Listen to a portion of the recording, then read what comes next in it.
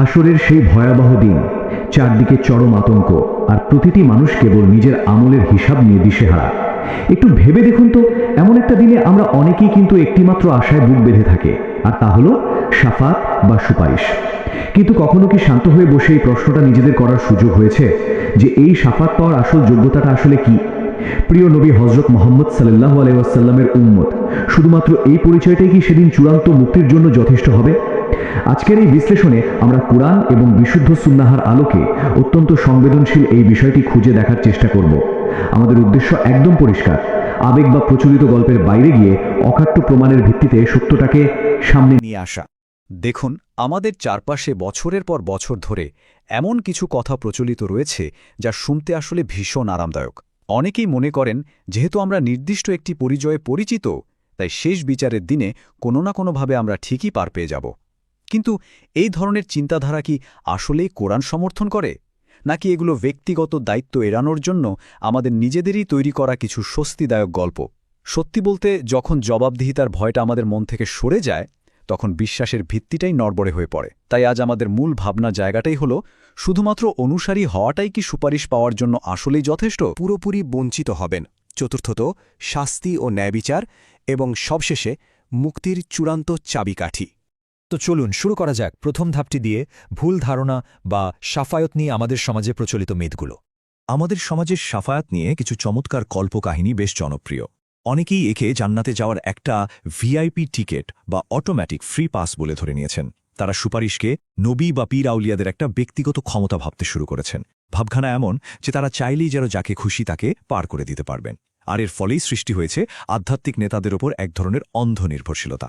সবচেয়ে ভয়াবহ দিকটা হলো, এই বিশ্বাসের কারণে বড় বড় গুনাহ করা বা জবাবদিহিতার ভয়ে মানুষের মন থেকে একেবারেই উঠে গেছে। মানুষ ভাবতে শুরু করেছে, নামাজে অবহেলা করলে বা দুর্নীতি করলে কি হবে, কেউ না কেউ তো পার করেই নেবে। আসলে এই ধারণাগুলো ভেতর থেকে একটা মানুষের ঈমানকে পুরোপুরি ধ্বংস করে দেয়। অথচ সমাজ এবং কোরআনের বাস্তবতার মধ্যে আকাশ পাতাল তফাত। একদিকে রয়েছে উত্তরাধিকার সূত্রে পাওয়া সেই আরামদায়ক বিশ্বাস, যেখানে ভাবা হয় আধ্যাত্মিক নেতাদের মাধ্যমে অটোমেটিক মুক্তি মিলে যাবে। আর অন্যদিকে রয়েছে কোরআনের অকাট্য বাস্তবতা, যা একেবারে স্পষ্টভাবে ঘোষণা করে আল্লাহর পূর্বানুমতি ছাড়া শাফায়াত বা সুপারিশের কোনো অস্তিত্বই নেই। এই দুয়ের মধ্যে ব্যবধানটা বিশাল। একটা মানুষকে ক্রমশ অন্ধকারের দিকে ঠেলে দেয়, আর অপরটি মানুষকে অনেক বেশি দায়িত্বশীল এবং আল্লামুখী করে তোলে। এবার আসি দ্বিতীয় ধাপে, প্রকৃত মালিক। এই যে শাফায়াতের কথা আমরা বলছি, এর প্রকৃত ক্ষমতা আসলে কার হাতে? আসুন উত্তরটা আমরা সরাসরি কোরআন থেকেই খুঁজি। সূরা আজ-জুমারের ৪৪ নম্বর আয়াতে আল্লাহ তাআলা অত্যন্ত সুস্পষ্ট ভাষায় ঘোষণা করছেন, বলুন, সমস্ত সুপারিশের মালিকানা কেবলই আল্লাহর। একটু খেয়াল করবেন, এই একটি মাত্র আয়াতই কিন্তু শাফাত নিয়ে যত প্রচলিত ভুল ধারণা আছে তা সমূলে উপড়ে ফেলার জন্য যথেষ্ট। এখানে সমস্ত শব্দটা ভীষণ তাৎপর্যপূর্ণ। ছোট বড়, প্রথম শেষ, সব ধরনের শাফাতের একচ্ছত্র ক্ষমতা একমাত্র বিশ্বজাহানের রবের হাতে। কোনো মানুষ, কোনো ফেরেশতা, এমনকি কোনো নবী বা রাসূলও এই ক্ষমতার স্বাধীন অংশীদার নন। এর পরের অকাট্য প্রমাণটি আমরা পাই কুরআনের সবচেয়ে মর্যাদাপূর্ণ আয়াত, আয়াতুল কুরসিতে। সূরা আল বাকারার ৫৫৫ নম্বর আয়াতে আল্লাহ এক গভীর প্রশ্ন ছড়ে দিয়েছেন, এমন কে আছে যে তার অনুমতি ছাড়া তার কাছে সুপারিশ করতে পারে? এটা আসলে সাধারণ কোনো প্রশ্ন নয়, এটি মহাবিশ্বের স্রষ্টার এক চূড়ান্ত চ্যালেঞ্জ। এই বাক্যটি নিশ্চিত করে যে শাফায়াত কোনো জন্মগত বা অর্জন করা অধিকার নয়, এটি কেবলই আল্লাহর পক্ষ থেকে দেওয়া এক বিশেষ সম্মান। তার রাজত্বে তার অনুমতি ছাড়া কথা বলার সাহসটুকুও কারণেই। তাহলে কি সেদিন কোনো সুপারিশে করা হবে না? অবশ্যই হবে, তবে তার জন্য রয়েছে অত্যন্ত সুনির্দিষ্ট এবং কড়া শর্ত। সূরা তহায়ের ১০৯ নম্বর আয়াতে এই শর্তগুলো একেবারে পরিষ্কার করে দেয়া হয়েছে। প্রথমত, সুপারিশকারীকে কথা বলার জন্য আল্লাহর সুস্পষ্ট পারমিশন বা অনুমতি পেতে হবে, এবং দ্বিতীয়ত, যার জন্য সুপারিশ করা হবে তার ওপর আল্লাহকে সন্তুষ্ট থাকতে হবে। অর্থাৎ কেউ নিজের ইচ্ছামতো যাকে খুশি তাকে পার করে দেবেন, কোরআনে এমন ধারণার বিন্দুমাত্র কোনো স্থান নেই। ঠিক একই কথার প্রতিধ্বনি আমরা দেখতে পাই সূরা আল আম্বিয়ার ২৮ নম্বর আয়াতে। আল্লাহ বলছেন, তারা শুধু তাদের জন্য সুপারিশ করে যাদের প্রতি তিনি সন্তুষ্ট। এই আয়াতটি আমাদের মনে করিয়ে দেয় যে শাফায়াত কেবল তাদের জন্যই সীমাবদ্ধ যাদের বিশ্বাস এবং কর্ম দুনিয়াতে আল্লাহর সন্তুষ্টি অর্জন করতে পেরেছে। এটা কোনোভাবেই এমন মানুষদের জন্য নয় যারা সারা জীবন আল্লাহর অবাধ্যতায় ডুবেছিল আর ভেবেছিল শেষ দিনে কোনো জাদুর কাঠির ছোঁয়ায় তারা মুক্তি পেয়ে যাবে। আমরা চলে এসেছি তৃতীয় ধাপে, বঞ্চিত যারা। কোরআন একেবারে স্পষ্টভাবে জানিয়ে দিয়েছে কারা এই মহা অনুগ্রহ থেকে পুরোপুরি বঞ্চিত হবে। এটা আমাদের সবার জন্যই এক চরম সতর্কবার্তা। কোরআন ও সুন্নাহ ঘাঁটলে আমরা দেখি মূলত 4 শ্রেণীর মানুষ সুপারিশের সীমানা থেকে সম্পূর্ণ বহিষ্কৃত। প্রথমত মুশরিক বা যারা আল্লাহর সাথে অংশীদার স্থাপন করে। দ্বিতীয়ত বিদাতি বা যারা ধর্মে নতুন নতুন প্রথা আবিষ্কার করে। তৃতীয়ত অবিচারক ও জালিম শাসকবর্গ। এবং চতুর্থত যারা কোরআনকে অস্বীকার করে বা জীবন থেকে কোরআনের বিধানকে দূরে সরিয়ে রাখে। চলুন এর মধ্যে সবচেয়ে ভয়াবহ দুটি অপরাধ সম্পর্কে একটু বিস্তারিত জেনে নিই। শাফাত থেকে বঞ্চিতদের তালিকার একেবারে শীর্ষেই অবস্থান করছে মুশরিকরা। সূরা আল মুদ্দাসসিরের ৪৮ নম্বর আয়াতে আল্লাহ তার চূড়ান্ত ফয়সালা জানিয়ে দিয়েছেন, কোনো সুপারিশকারীর সুপারিশ তাদের কোনো উপকারে আসবে না। যারা দুনিয়াতে আল্লাহর ক্ষমতায় অন্য কাউকে শরিক করেছে বা অন্য কারো কাছে অলৌকিক সাহায্য চেয়েছে, তারা শাফাতের প্রথম এবং প্রধান শর্তটি আসলে ভঙ্গ করেছে। এই শিরক থেকে তওবা না করে যদি কেউ মানা যায়, তবে সেদিন গোটা পৃথিবীর সমস্ত সৃষ্টি মিলেও তার জন্য একটি কথাও বলতে পারবে না। এরপর আসা যাক বিদাতীদের কথায়।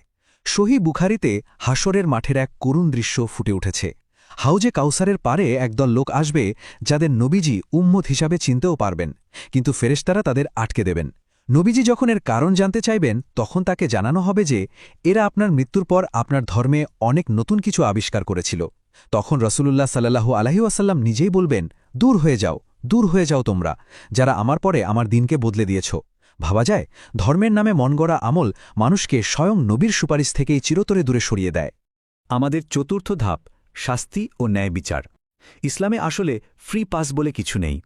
বড় পাপ করে বিনা শাস্তিতে জান্নাতে যাওয়ার যে মোহ, তা ভাঙা অত্যন্ত জরুরি। সূরা আন-নিসার ১৪ নম্বর আয়াতটি আমাদের জন্য এক সুস্পষ্ট সতর্কবার্তা।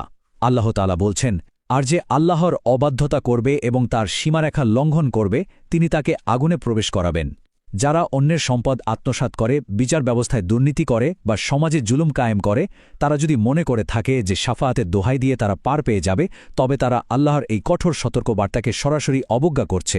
আল্লাহর ন্যায় বিচার অত্যন্ত নিখুঁত, সেখানে অপরাধের শাস্তি ভোগ করার বিষয়টি এক অকট্য বাস্তবতা।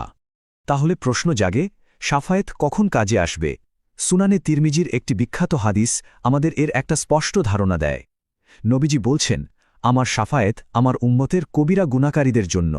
দেখুন, অনেকেই এই হাদিসটার ভুল ব্যাখ্যা করে পাপের একটা লাইসেন্স তৈরি করে নেন। কিন্তু স্কলারদের মতে এর প্রকৃত অর্থ হল, যে সকল একত্ববাদী মুমিন তাদের বড় পাপের কারণে জাহান্নামে শাস্তি ভোগ করতে থাকবে, একটি নির্দিষ্ট সময় পর তাদেরকে সেই অনন্ত শাস্তি থেকে বের করে আনার জন্য এই বিশেষ সুপারিশ কার্যকর হবে। এর মানে কিন্তু এই নয় যে তারা একেবারেই শাস্তি থেকে বেঁচে যাবে। এই জটিল তাত্ত্বিক বিষয়টা একটা সহজ উদাহরণ দিয়ে বোঝা যেতে পারে। ধরুন, একজন ছাত্র পরীক্ষায় পাশ করার মূল যোগ্যতা রাখে, কিন্তু কয়েকটি বিষয়ে সে চরম অবহেলা করে ভীষণ খারাপ ফল করেছে। স্কুল কর্তৃপক্ষ তাকে একেবারে বহিষ্কার হয়তো করেনি, কিন্তু শাস্তি হিসেবে তাকে অতিরিক্ত ক্লাস করতে বা জরিমানা দিতে বাধ্য করেছে। সেই পেনাল্টি শেষ করার পরই কেবল সে তার সার্টিফিকেটই পাবে। ঠিক একইভাবে একজন মুমিন যার অন্তরে আল্লাহর একত্ববাদ আছে, সে হয়তো অনন্তকাল জাহান্নামে থাকবে না, কিন্তু তার করা বড় পাপগুলোর প্রায়শ্চিত্ত তাকে অবশ্যই ভোগ করতে হতে পারে, যদি না আল্লাহ নিজ দয়ায় শুরুতেই তাকে ক্ষমা করে দেন। শাফারাত সেই শাস্তির মেয়াদ শেষে মুক্তির একটি মাধ্যম হতে পারে, কিন্তু পাপের প্রাথমিক জবাবদিহিতা এড়ানোর কোনো হাতিয়ার একেবারেই নয়। আমরা চলে এসেছি আমাদের পঞ্চম এবং শেষ ধাপে, চূড়ান্ত চাবিকাঠি। হাসরের মাঠে এই পরম সৌভাগ্য লাভ করার চূড়ান্ত যোগ্যতাটি আসলে কি? আসুন স্বয়ং নবীজির মুখ থেকেই উত্তরটা জেনে নিই। হযরত আবু হুরায়রা রাদিয়াল্লাহু আনহুর এক প্রশ্নের জবাবে নবীজি যে উত্তর দিয়েছিলেন তা সহিহ বুখারীতে সংরক্ষিত আছে। তিনি বলেছিলেন, কেয়ামতের দিন আমার শাফায়েত লাভে সবচেয়ে ভাগ্যবান হবে সেই ব্যক্তি যে তার অন্তর থেকে একনিষ্ঠভাবে লা ইলাহা ইল্লাল্লাহ বলেছে। একটু লক্ষ্য করুন, এই একটা বাক্যই আমাদের পুরো আলোচনার সারাংশ। এখানে কোনো বিশেষ বংশ, কোনো পীরের মুরিদ হওয়া বা কোনো মনগড়া আমলের কথা বলা হয়নি। বলা হয়েছে শুধুমাত্র একটি বিশুদ্ধ ঘোষণার কথা। আর এই ঘোষণার মূল ভিত্তি হল দুটো বিষয়, তাওহিদ এবং ইখলাস। তাওহিদ মানে হল নিজের সম্পূর্ণ উপাসনা, ভয় এবং ভরসাকে শুধুমাত্র আল্লাহর জন্য নির্দিষ্ট করা। আর ইখলাস মানে হল এই বিশ্বাসে কোনো জাগতিক স্বার্থ বা লোক দেখানো ব্যাপার না থাকা। যার ঈমান শিরকের সমস্ত ময়লা থেকে মুক্ত, যে ব্যক্তি বিপদে আপদে কেবল আল্লাহরই মুখাপেক্ষী হয়, সেই হল প্রকৃত একনিষ্ঠ মুমিন। আর এই বিশুদ্ধ তাওহিদই হল শাফাত নামক মহামূল্যবান তালাটি খোলার একমাত্র চাবিকাঠি। আমাদের পুরো বিশ্লেষণের মূল শিক্ষণীয় বিষয়গুলো যদি আমরা এক নজরে দেখি: ১. শাফায়াতের নিরঙ্কুশ ক্ষমতা কেবল আল্লাহর। ২. এটি পাপ করার কোনো ফ্রি পাস নয়। ৩. শিরক এবং বিদাত এই অনুগ্রহ লাভের সব পথ চিরতরে বন্ধ করে দেয়। ৪. খাঁটি তাওহিদি এর একমাত্র চাবিকাঠি। এবং ৫. সমাজে প্রচলিত কল্পকাহিনীগুলো ত্যাগ করে চূড়ান্ত ভরসা করতে হবে একমাত্র আল্লাহর উপর। এই পয়েন্টগুলো আসলে যে কোনো মানুষের জন্য আত্মশুদ্ধির একটি নিখুঁত মানদণ্ড। আলোচনা শেষে আমাদের সামনে কেবল একটি প্রশ্ন ভাবনার জন্য থেকে যায়: আমরা কি অন্ধভাবে সেই আরামদায়ক গল্পগুলোর ওপরই ভরসা করে থাকব, নাকি কোরআনের আপসহীন সত্যকে শক্ত করে আঁকড়ে ধরব? শাফায়েতের আশায় নিষ্ক্রিয় না থেকে আজ থেকেই তাওহিদের ওপর জীবন গড়ার সিদ্ধান্ত নেওয়াটাই হতে পারে চূড়ান্ত সাফল্যের সবচেয়ে বড় পদক্ষেপ। সত্য জানার পর সঠিক পথ বেছে নেওয়ার দায়িত্ব এখন একান্তই আমাদের। যদি আপনি ভিডিওটি পছন্দ করেন তাহলে একটি লাইক দিন এবং চ্যানেলটি সাবস্ক্রাইব করুন এবং শেয়ার করে আপনার বন্ধুদের জানান।